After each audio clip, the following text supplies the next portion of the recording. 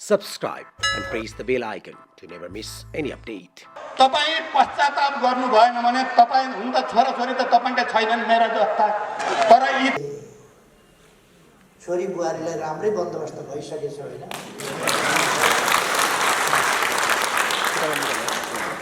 राम्रै बन्दोबस्त भइसकेछ ज्वाइँ साहब।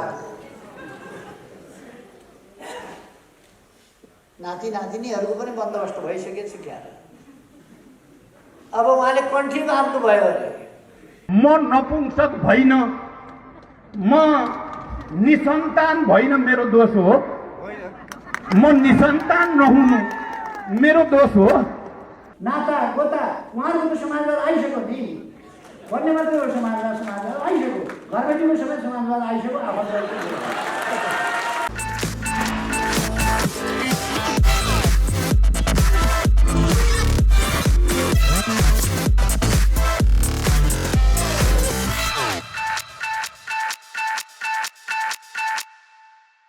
केपी ओलीले मात्रै गरेको हो। मैले भने यो भङ्ग भएको संसद होइन, संविधान होइन, केपी ओली भङ्ग भयो, विघटन भएको केपी ओलीको सरकार विघटन भयो हो। अब केपी ओलीको सरकारको वैधानिकता छैन, आधिकारिकता छैन, भङ्ग उनले आफ्नै खुट्टा बन्चरो हानेको हो। त्यसकारण मैले भने केपीजी इतिहासमा कलङ्कको टीका लाउनु भयो। तपाई पश्चाताप गर्नु भएन भने तपाई हुन त छोराछोरी त तपाईका छैनन् मेरा जस्ता, तर इतिहासले तपाईलाई कलङ्कको रूपमा सम्झिराख्नेछ। सम्झिन त हेर्नुहोस्, नायकलाई पनि सम्झिँदो रहेछ इतिहासले, खलनायकलाई पनि सम्झिन्छ, हिटलरलाई पनि सम्झिन्छ, लेनिनलाई पनि सम्झिन्छ। अहिले बोल्दै रहेछ एउटा मान्छेको सनकले, एउटा मान्छेले गर्दा प्रधानमन्त्रीले त हो नि एक्लै विघटन गर्ने भने, अनि 10 जनाले विघटन गर्ने हो र एक्लै विघटन गर्छ प्रधानमन्त्रीले जहिले पनि जहाँ पनि। सल्लाह कोसँग भयो भन्दा सबै साथीहरूसँग सल्लाह भयो। यहाँसम्म कि उनीहरूलाई पनि मैले बताइदिएँ, अचाक्ली गऱ्यौ भने ठेगान लाउँछु भनेकै थियो, बताएकै थिएँ मैले।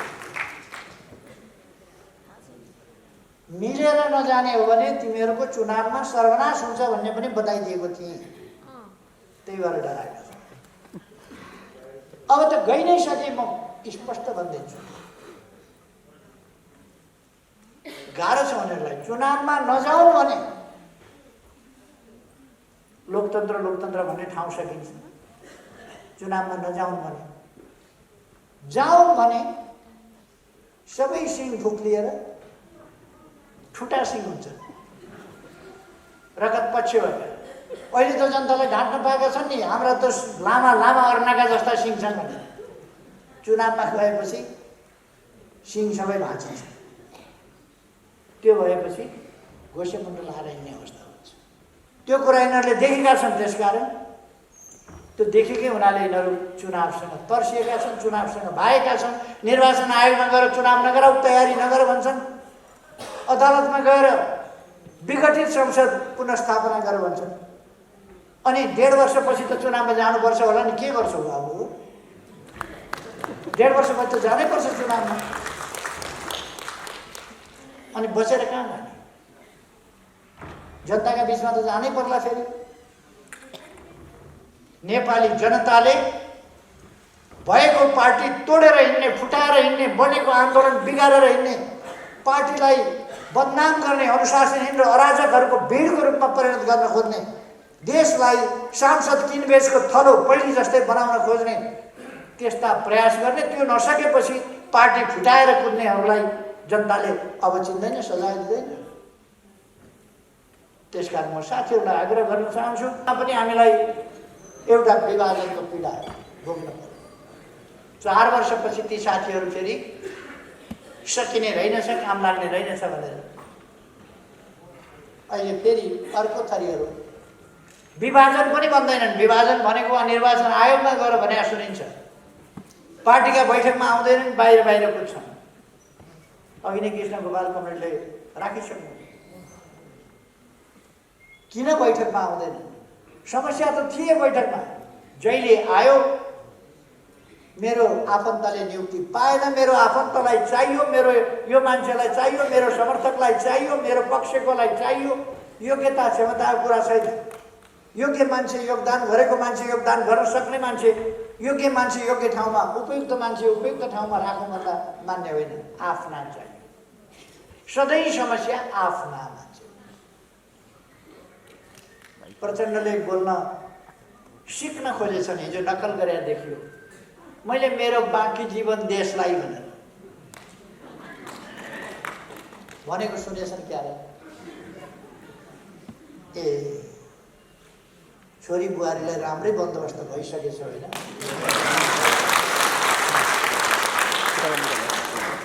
राम्रै बन्दोबस्त भइसकेछ ज्वाइँ साहब। नाति नातिनीहरूको पनि बन्दोबस्त भइसकेछ क्या? अब उहाँले कन्ठी बाँध्नुभयो अरे। मुसा नखाने कसम खाँदै हुनुहुन्थ्यो हिजो। अब बुढो भए मुसा खान्न। अनि के खानुहुन्छ त? जिन्दगीभरि त त्यही खाएर बाँचिया देखियो। मलाई त्यतापट्टि जानु छैन। 441 जना केन्द्रीय कमिटीमा अहिले 300 जना हाम्रो साथमा छन्। केपी ओलीको साथमा 100 जना मात्रै छन्। ती बिचरा 100 जनालाई पनि कहाँ आएर फसियो भन्दैछ।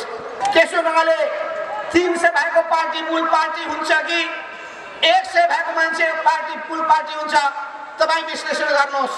त्यसो भएले आदरणीय साथीहरू, पार्टी मूल पार्टी यही हो।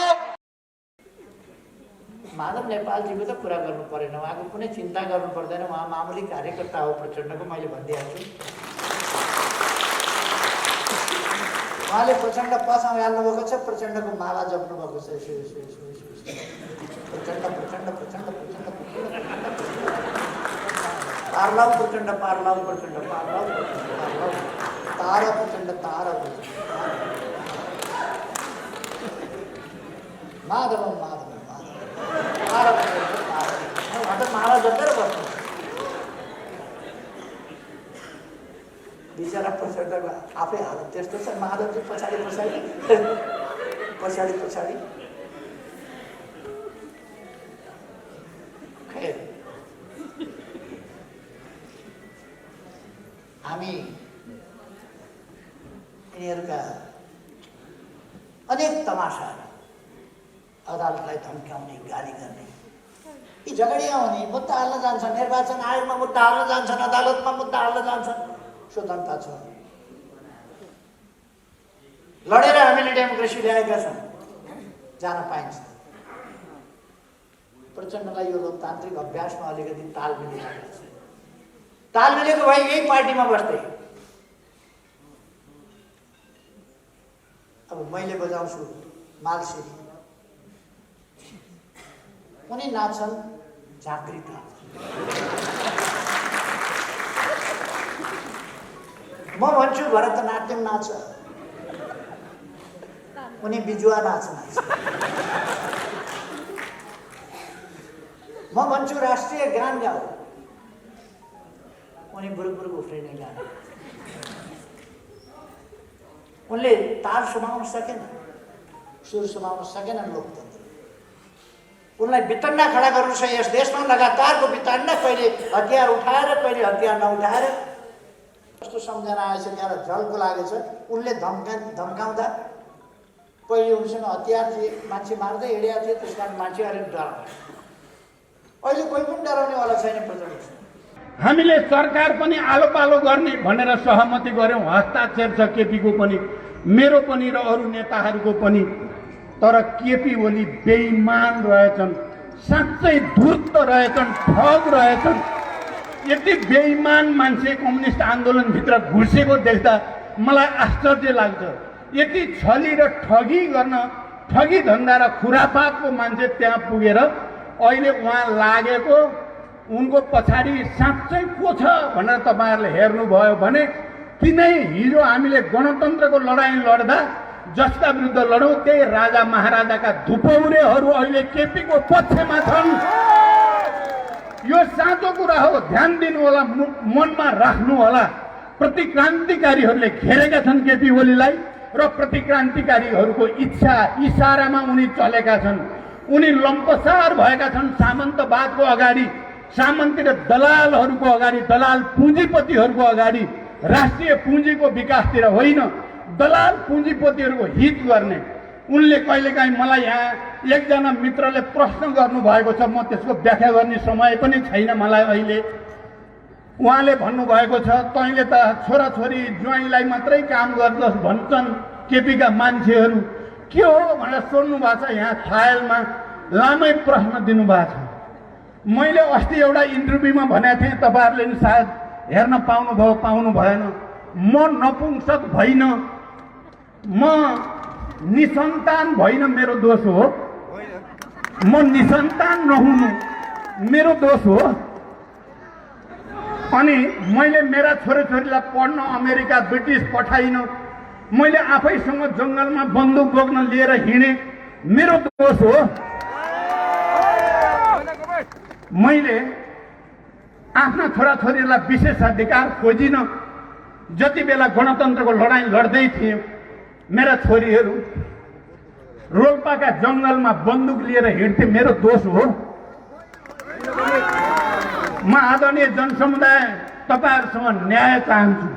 यो अत्याचार हुन लाग्यो। केपी ओलीले अत्याचार गर्न खोजे, जसले यो देशलाई शान्ति र समृद्धिको एउटा नयाँ युगतिर लानको लागि पहल गर्यो, जसले त्याग र बलिदानका कीर्तिमान कायम गर्यो, त्यसलाई हुर्मत लिने, त्यसलाई ह्युमिलिएट गर्ने, त्यसलाई अपमानित गर्ने भनेको कसलाई सम्मानित गर्ने?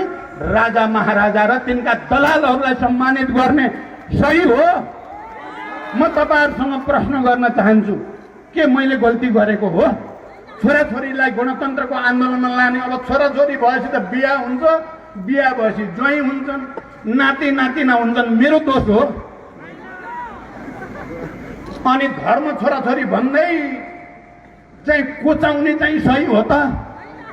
जसलाई मन लाग्छ त्यसलाई आफ्ना हनुमानहरूलाई छोराछोरी भन्दै तिनीलाई मात्रै सही हो? हाम्रो भनाइ के छ भने, हामीले जुन सुशासनको सपना देखेको हो, विकास र समृद्धिको सपना देखेको हो, यो देशका सबै उत्पीडित वर्ग समुदायलाई अधिकार दिने कुरा गरेको हो, हामीले किसान पेन्सनको कुरा गरेकै हो, हामीले किसानको हक, मजदुरको हकको कुरा गरेकै हो, र हामीले सुशासन दिन्छौँ। त्यो बेलाको घोषणापत्र तपाईँहरूले हेर्नु भएको छ। हामीले बनाएको घोषणापत्रमा हामीले वृद्ध वृद्धालाई के भन्यौँ, युवाहरूलाई रोजगारी कसरी दिने भन्यौँ, स्वरोजगार कसरी दिने भन्यौँ, विदेशमा गएका हाम्रा युवाहरूलाई कसरी स्वदेश फर्काउने र यो देशलाई नै स्वर्ग बनाउने, हिमाल पहाड तराई र यहाँ विभिन्न किसिमको सम्भावना साधन स्रोत भएको यो देशलाई सुनको टुक्रो बनाउने सपना हो हाम्रो सपना। मैले त्यो सपना देख्नु मेरो भुल हो। अनि केपी ओलीले 70 करोड भ्रष्टाचार गर्नलाई गरेका छैन भनेर फैसला गर्दा हिँड्ने चाहिँ सुशासन हो? तपाईँहरूले देख्नु भएको छैन यो कुरा? देश कोरोना महामारीले आक्रान्त भएको छ, अनि त्यही चाहिँ कोरोनाको औषधि ल्याउँदा भ्रष्टाचार गर्ने सुशासन हो? अनि केपी ओलीले त्यो बोल्ने अधिकार छ? कस्तो सम्झना आएछ, त्यहाँ झल्को लागेछ। उनले धम्काउँदा पहिले उनसँग हतियार थिए, मान्छे मार्दै हिँडेका थिए, त्यस कारण मान्छे अलिक डराउने। अहिले कोही पनि डराउनेवाला छैन प्रचण्ड। पहिले मैले प्रचण्डलाई, हतियारधारी प्रचण्डलाई ललकार्दाखेरि मान्छेहरू अलिक आत्तिन्थे, त्यसरी नललकारे हुन्थ्यो। अहिले कोही पनि प्रचण्डसँग डराउँदैन। मिडियामा हेर्नुहोस् न, मान्छे खुलस्त बोलेका छन् प्रचण्डका विरुद्ध, कसरी टेर्दैन? तै पनि भने कसैले पत्याइहाल्छ कि भनेर धम्काउँछ, नत्र भने के त? प्रचण्डले अब नत्र भन्यो, अन्तिममा गएर चिसो पानले न। हामी एउटा महान उद्देश्यतिर लागेका छौँ साथी। यस देशलाई गलत बाटोमा जान दिनु हुँदैन। हामी छौँ यहाँ, नेकपा छ यहाँ। एउटा गौरवमय सङ्घर्षको इतिहास बोकेको पार्टी छ। देश र जनताप्रति समर्पित कार्यकर्ताको खारिएको माझिएको तपाएको पङ्क्ति छ यहाँ।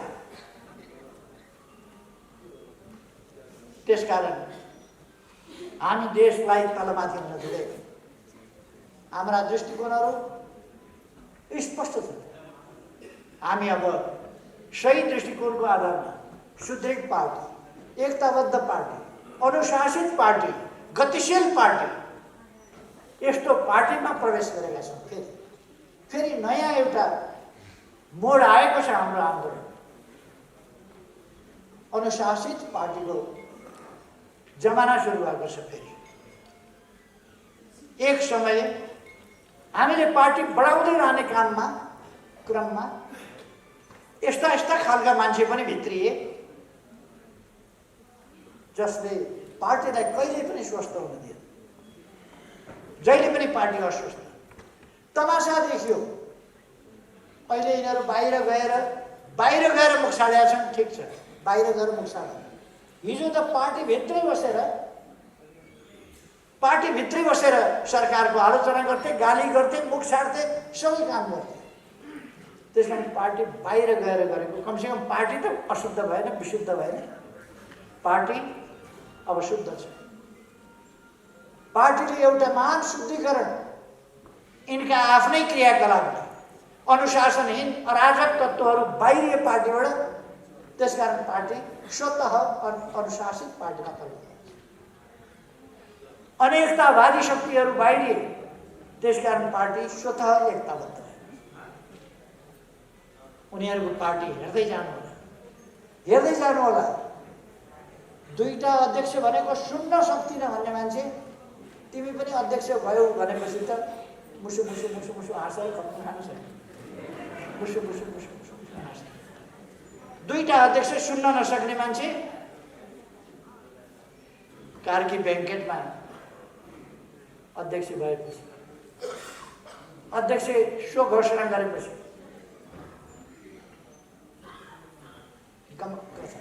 अध्यक्ष भए। हुन त माधवजी कहिले पनि चुनाव लडेर जितेर आएको प्रधानमन्त्री पनि होइन। चुनावबाट होइन, उहाँ चुनाव हारेपछि प्रचण्डलाई अहिले गुण तिर्दै हुनुहुन्छ। प्रचण्डले निवेदन हालेर उसमा संविधान सभामा ल्याए। प्रचण्डलाई नै धक्का दिएर माधव प्रधानमन्त्री। जसकेलाबाट छिरेर आउने, झ्यालबाट छिरेर आउने माधव नेपालको चलन। मदन भण्डारी निधन भएपछि त्यो मौकामा उनी महासचिव चुनाव जितेर भनिसकेपछि हामीले चलोस् केही वर्ष भन्यौँ। नचलेपछि बल्ल हामीले अब माधव नेपालबाट चलेन। फेरि झलनाथजी बन्नुभयो, उहाँबाट चलेन। पार्टी ओह्रालो लाग्यो। त्यसकारण पार्टीलाई ओह्रालो लाग्न नदिनका निम्ति मैले झलनाथजीसँग संसदीय दलको निर्वाचन लडेर जितेर आएँ। माधव नेपाल अध्यक्षमा लड्नुभयो, मैले जितेर आएँ। चुनावमा एउटा राष्ट्रिय लहर ल्याएर निर्विवाद ढङ्गले प्रधानमन्त्री भए। उहाँहरूलाई फेरि प्रधानमन्त्री पनि तुरुन्तै आफैलाई चाहिने, अध्यक्ष पनि तुरुन्तै आफैलाई चाहिने। आफैलाई चाहिएर गर्ने के भन्दा नक्सा मेट्ने, जो नक्सा छापेको छ त्यो मेट्ने, जुन विकासको लहर आएको छ त्यो बन्द गरिदिने। बिचराहरूको कमाई जुन सुक्या छ त्यो नहर फेरि फर्काउने, कमाईको नहर आफ्नै खेतबारीतिर। संविधानले संसद भङ्ग गरेको छैन, केपी ओलीले मात्रै गरेको हो। मैले भने यो भङ्ग भएको संसद होइन, संविधान होइन। केपी ओली भङ्ग भयो, विघटन भएको केपी ओलीको सरकार विघटन भयो हो। अब केपी ओलीको सरकारको वैधानिकता छैन, आधिकारिकता छैन। भङ्ग उनले आफ्नै खुट्टा बन्चरो हानेको हो। त्यसकारण मैले भने केपीजी इतिहासमा कलङ्कको टीका लाउनु भयो। तपाईँ पश्चाताप गर्नु भएन भने तपाईँ हुन त छोराछोरी त तपाईँका छैनन् मेरा जस्ता, तर इतिहासले तपाईँलाई कलङ्कको रूपमा सम्झिराख्नेछ। सम्झिनु त हेर्नुहोस्, नायकलाई पनि सम्झिँदो रहेछ इतिहासले, खलनायकलाई पनि सम्झिन्छ, हिटलरलाई पनि सम्झिन्छ, लेनिनलाई पनि सम्झिन्छ। तिमीलाई उहाँलाई चाहिँ हिटलरको रूपमा, तानाशाहको रूपमा, निरङ्कुशको रूपमा, कलङ्कको रूपमा सम्झिने भयो केपी ओलीलाई। मैले त्यहाँ के भनेको थिएँ भने, म पहिला भूमिगत हुँदा एकचोटि लखनऊमा जाने काम परेको थियो भारतको।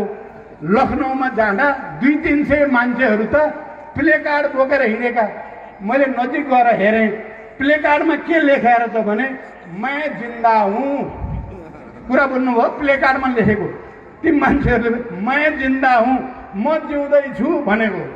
के भने हो? मैले सोधेँ एक दुईजनालाई, के भन्दै मै जिन्दा हुँ, आफै जिउँदै हिँडेको।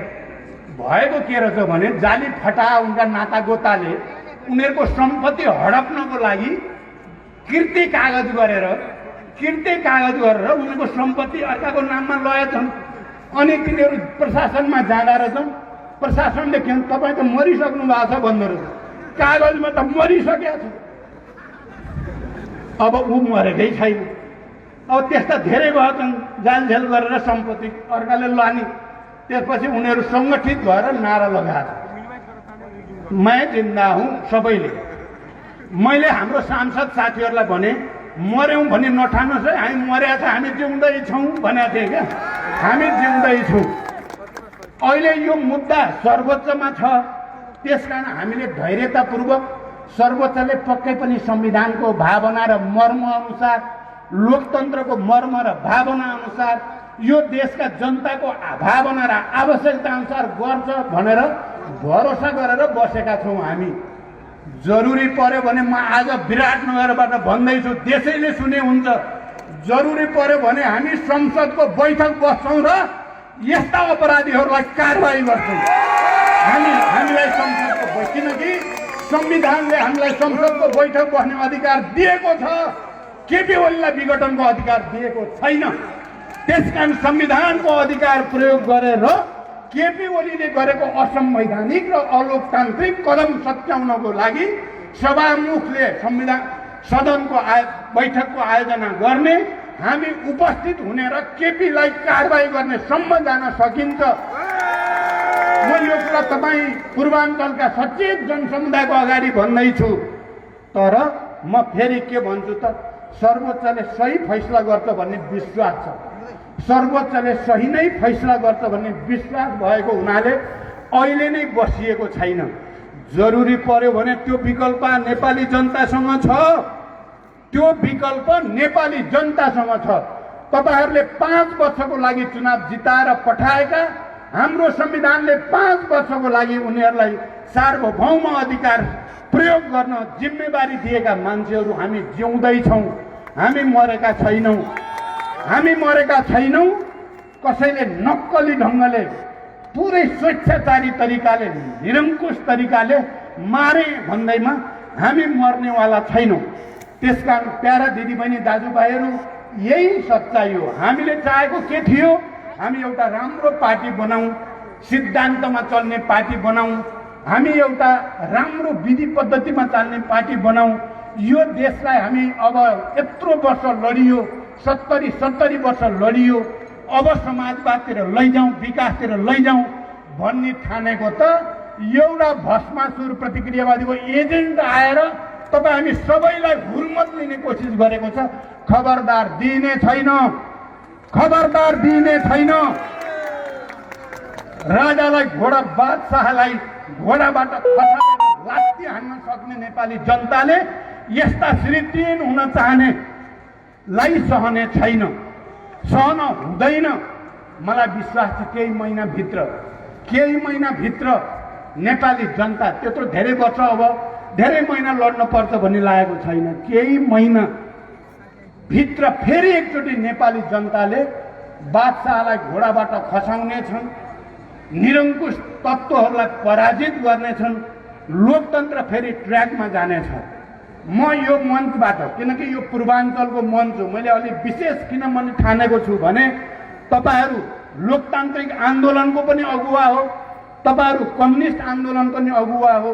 यो ठाउँ गिरिजा प्रसाद कोइरालासँग मैले शान्ति सम्झौतामा हस्ताक्षर गर्दा 2 जना हस्ताक्षरकर्ता मध्ये 1 जनाको जन्मथलो पनि हो, भूमि पनि हो।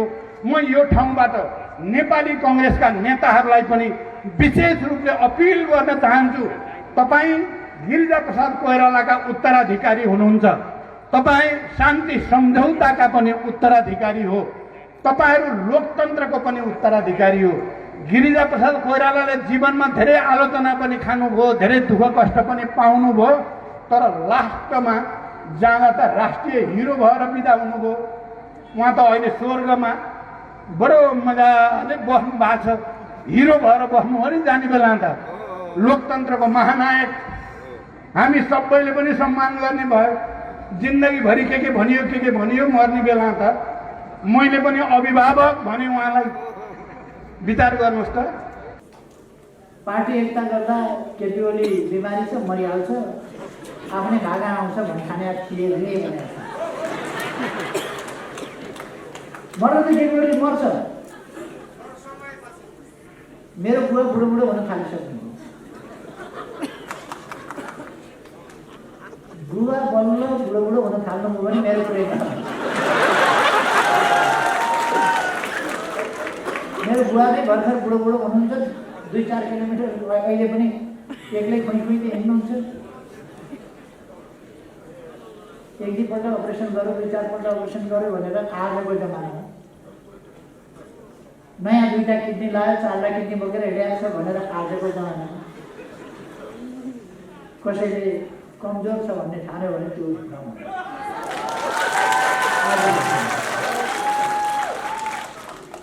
साथीहरू एकदम ढुक्कले आत्मविश्वासका साथ गतिशील हुनुहोस्, अगाडि बढ्नुहोस्।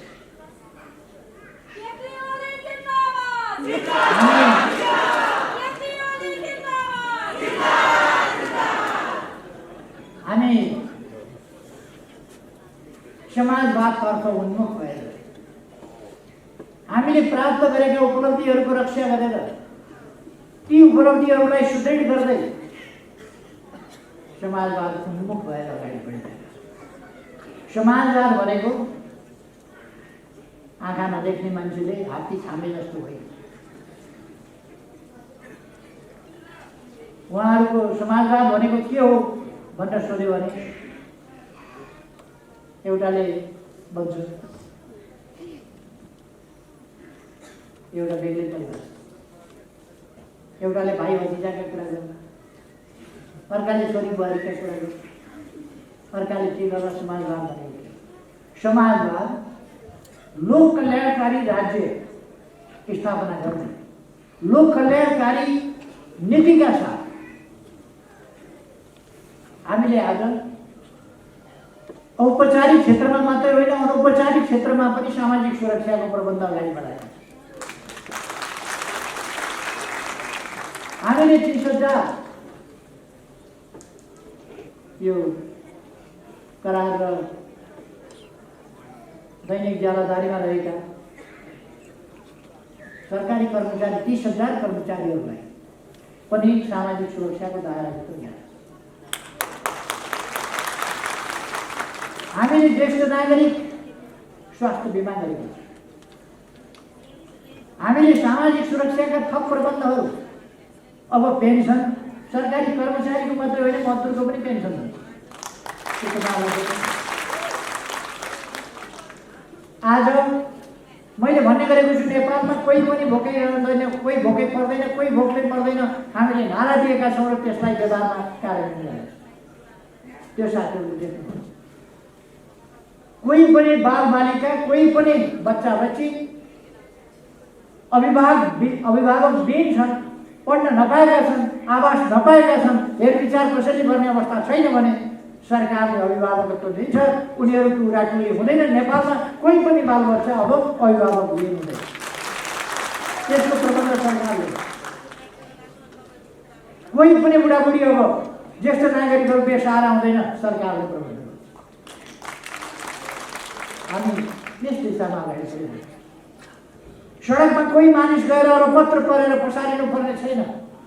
हेर्ने उठाउने कोही नहुने, उपचार गर्ने कोही नहुने, त्यस्तो हुँदैन। आज तपाईँहरू सडकमा गएर हेर्नुभयो भने कोही अलपत्रसँग बाटाका छेउमा जिग्रिङ कपाल भएको, शरीरभरि घाउ भएको, कागले ठुगिराख्या त्यस्तो मान्छे पाउनु। त्यस्तो हुन दिँदैन। हामी विभिन्न संस्थासँग मिलेर काम गरिरहेका यो स्थिति हटाउन। आज सडकमा पहिले जस्तो भिखमङ्गा पाइँदैन। त्यो हामीले भिखमङ्गाको स्थिति नै हो भने सरकारले हेर्छ, नक्कली भिखमङ्गा हो भने हामी घर पुर्याएर नक्कली भिखमङ्गा भएर हिँड्न पाइँदैन। जहाँ खानाको लागि भिख मागेर हिँड्न पाइँदैन। काम गरेर हामी रोजगारीका अवसरहरू सिर्जना गर्नका लागि प्रधानमन्त्री रोजगार कार्यक्रम, युवा स्वरोजगार कार्यक्रमदेखि लिएर अनेक कार्यक्रमहरू सञ्चालन गरिरहेका छौँ। उद्योग व्यवसायलाई अगाडि बढाउनका लागि, स्टार्टअप उद्योगका लागि सहयोग गर्ने युवाहरूले सर्टिफिकेट राखेर ब्याङ्कबाट लोन लिन पाउनेदेखि लिएर अनेक कामहरू गरिरहेका छौँ।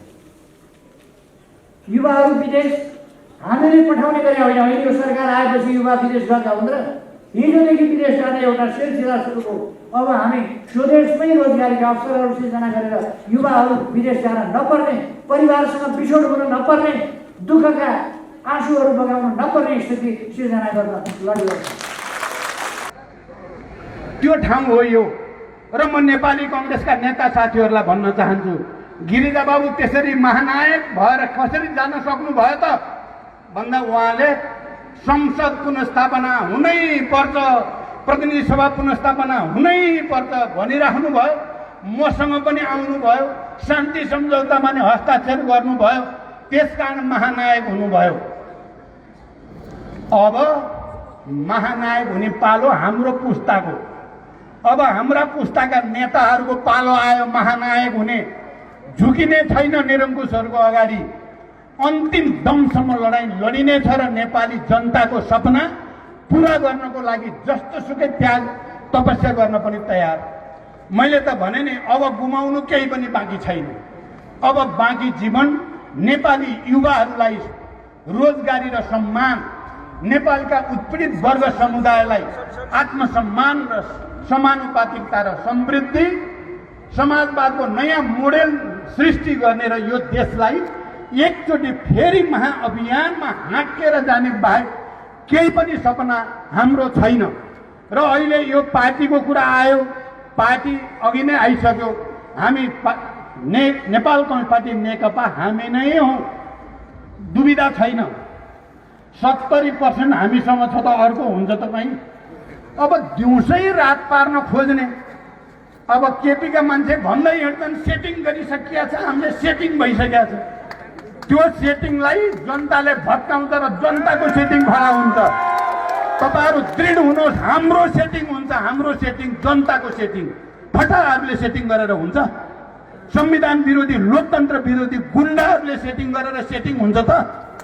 जनताले गरेको सेटिङ मात्रै सेटिङ हुन्छ। मैले फेरि पनि अदालत र निर्वाचन आयोग संवैधानिक अङ्ग हुन्, उनीहरूलाई सम्मान गर्छु, विश्वास गर्छु। तर सबभन्दा ठुलो अदालत जनताकै अदालत हो। हाम्रो भरोसा जनतामाथि नै छ। तपाईँ हामी एकचोटि फेरि जुर्मुराएर उठ्नुको विकल्प छैन। तपाईँहरूले आज विराटनगरको यो ऐतिहासिक नगरीमा जुन उत्साहको साथ उपस्थित हुनुभयो र जुन गम्भीरताको साथ विषयहरूलाई सुनिराख्नु भएको छ, त्यसको निम्ति तपाईँहरूलाई अभिवादन भन्दै र हामीले 28 गते एकचोटि फेरि काठमाडौँमा विशाल जनसागर उतार्नुपर्छ भन्ने सोचेका छौँ। तपाईँहरू यो प्रदेश नम्बर 1बाट पनि धेरै आउन त गाह्रो होला, टाढा छ, अप्ठ्यारो छ। तर भित्र आफन्तवाद, नातावाद, कृपावाद, नाता गोता उहाँहरूको समाजवाद आइसक्यो नि भन्ने मात्रै हो। समाजवाद आइसक्यो, घरबेटीको समेत समाजवाद आइसक्यो, आफन्तवाद उहाँहरूको समाजवाद आइसक्यो। हामीलाई मात्रै उहाँका ल्याउनु पर्ने। उहाँहरूको परिवारले प्राप्त गरेको, आफन्तले प्राप्त गरेको, भाइ भतिजाले प्राप्त गरेको समाजवाद, त्यसको रक्षाका लागि हुरुक्क हुनुभएको छ। मैले मेट्न खोज्नुभयो त्यसकै रक्षा गर्नु।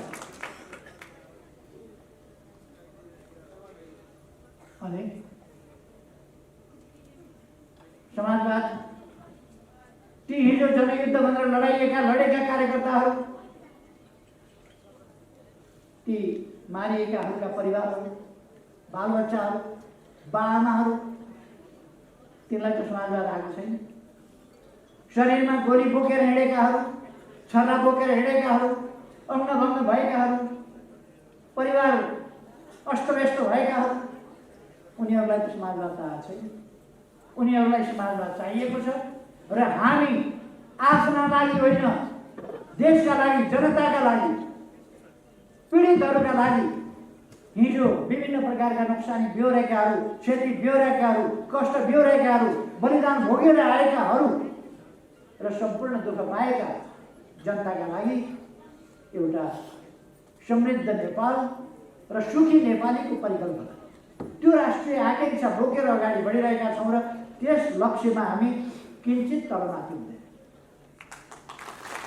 हामीले देखाउनु पर्ने, लुकाउनु पर्ने फरक कुरा छैन। मैले प्रतिनिधि सभा सरकारमा कामै गर्न दिएन, पार्टीमा कामै गर्न दिएन। वास्तवमा त्यस्तै गरेर पार्टी चल्ने हो भने त्यस्तो पार्टी विघटन गरेर अर्को घोषणा गर्नुपर्ने अवस्था आउन सक्छ। चल्दै नचल्ने झगडाको थलो हो, भट्टी पसल हो पार्टी।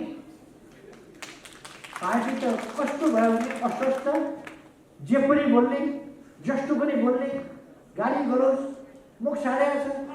मेरो मान्छेलाई खोइ नियुक्ति भनेको छ, मेरो फलानालाई खोइ नियुक्ति भनेको छ, मेरो पिछलालाई खोइ नियुक्ति भनेको छ।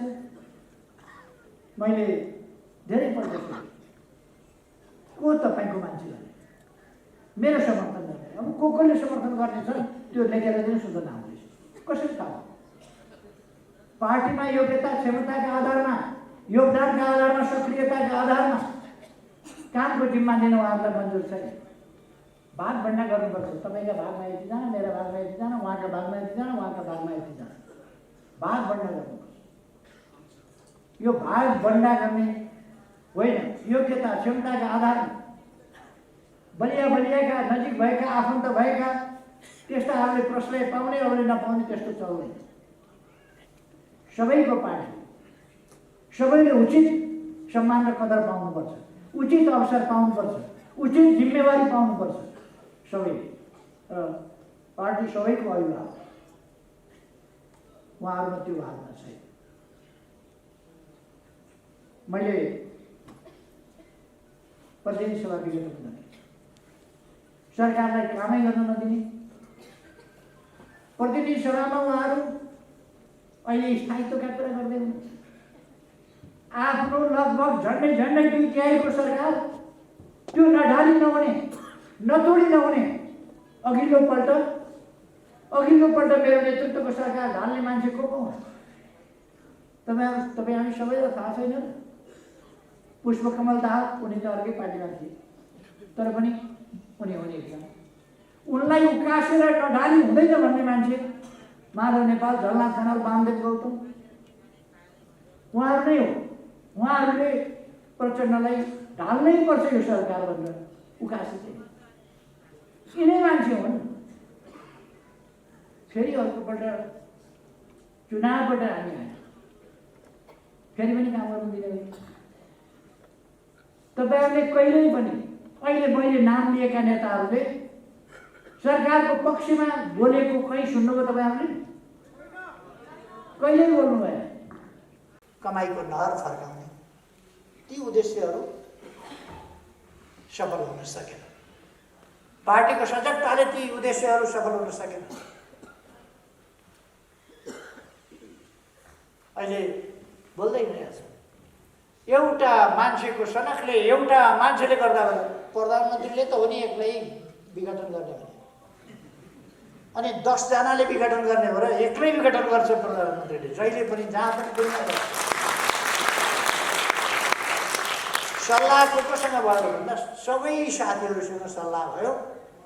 यहाँसम्म कि उनीहरूलाई पनि मैले बताइदिएँ, अचाक्ली गऱ्यौ भने ठेगान लाउँछु भनेकै थियो, बताएकै थिएँ मैले। मिलेर नजाने हो भने तिमीहरूको चुनावमा सर्वनाश हुन्छ भन्ने पनि बताइदिएको थिएँ। त्यही भएर डराएका छन्।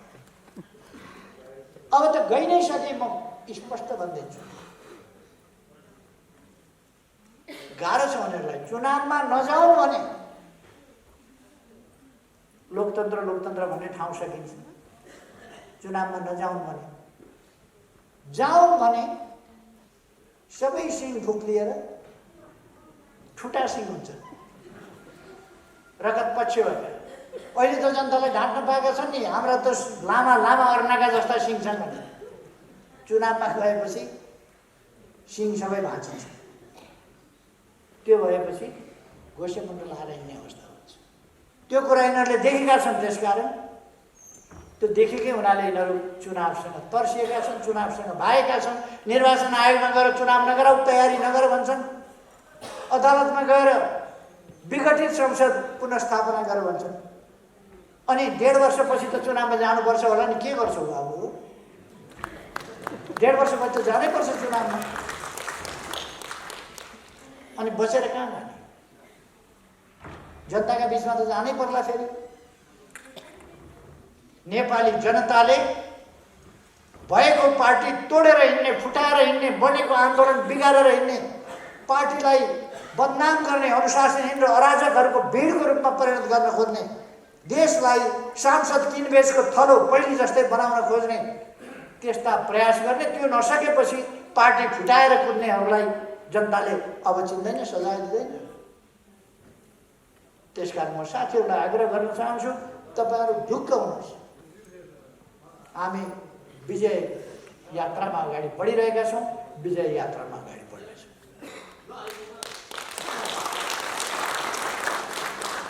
अब म धेरै समय लिनुभन्दा पनि साथीहरूलाई आग्रह गर्न चाहन्छु, 23 गते, आउँदो 23 गते हामीले पहिलो चरणको जनप्रदर्शन काठमाडौँबाट थाल्दैछौँ।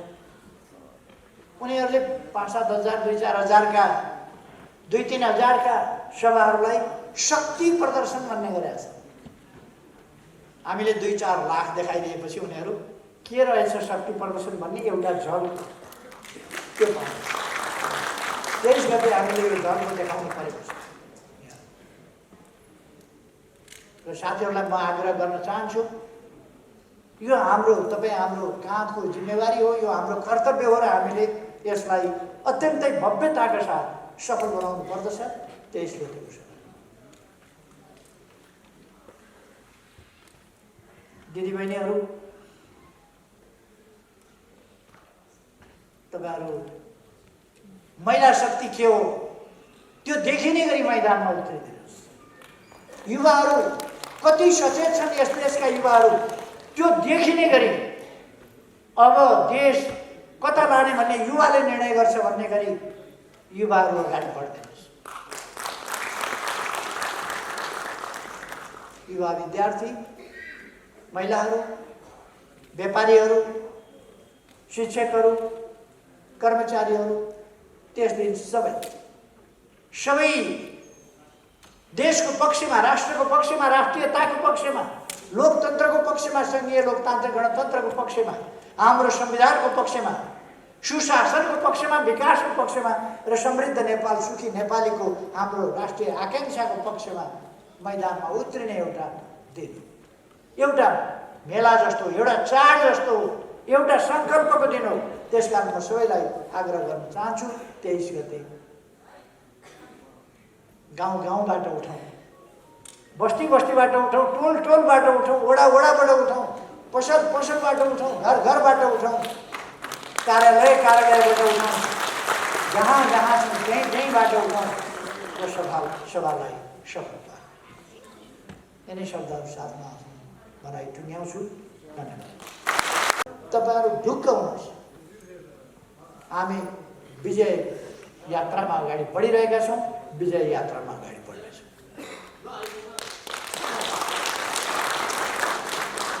अब म धेरै समय लिनुभन्दा पनि साथीहरूलाई आग्रह गर्न चाहन्छु, 23 गते, आउँदो 23 गते हामीले पहिलो चरणको जनप्रदर्शन काठमाडौँबाट थाल्दैछौँ। उनीहरूले 5-7 हजार 2-4 हजारका 2-3 हजारका सभाहरूलाई शक्ति प्रदर्शन भन्ने गरेका छन्। हामीले 2-4 लाख देखाइदिएपछि उनीहरू के रहेछ शक्ति प्रदर्शन भन्ने एउटा झल्क त्यो पाउँछ। 23 गते हामीले यो झल्क देखाउनु परेको छ। र साथीहरूलाई म आग्रह गर्न चाहन्छु, यो हाम्रो हाम्रो काँधको जिम्मेवारी हो, यो हाम्रो कर्तव्य हो र हामीले यसलाई अत्यन्तै भव्यताका साथ सफल बनाउनु पर्दछ। 23 गतेको छ। दिदीबहिनीहरू, तपाईहरु महिला शक्ति के हो त्यो देखिने गरी मैदानमा उत्रिदिनुहोस्। युवाहरू कति सचेत छन् यस देशका युवाहरू, त्यो देखिने गरी अब देश कता लाने भन्ने युवाले निर्णय गर्छ भन्ने गरी युवाहरू अगाडि बढ्दिनुहोस्। युवा विद्यार्थी, महिलाहरू, व्यापारीहरू, शिक्षकहरू, कर्मचारीहरू त्यस दिन सबै देशको पक्षमा, राष्ट्रको पक्षमा, राष्ट्रियताको पक्षमा, लोकतन्त्रको पक्षमा, संघीय लोकतान्त्रिक गणतन्त्रको पक्षमा, हाम्रो संविधानको पक्षमा, सुशासनको पक्षमा, विकासको पक्षमा र समृद्ध नेपाल, सुखी नेपालीको हाम्रो राष्ट्रिय आकांक्षाको पक्षमा मैदानमा उत्रिने एउटा दिन, एउटा मेला जस्तो, एउटा चाड जस्तो, एउटा संकल्पको दिन हो। त्यसकारण म सबैलाई आग्रह गर्न चाहन्छु, 23 गते गाउँबाट उठाउँ, बस्तीबाट उठाउँ, टोलबाट उठाउँ, वडाबाट उठाउँ, पसलबाट उठाउँ, घरबाट उठाउँ, कार्यालयबाट उठाउँ, जहाँ छ त्यहीँबाट उठाउँ र सभालाई सफल पारौँ। यिनै शब्दहरू साथमा भनाइ टुङ्ग्याउँछु। धन्यवाद।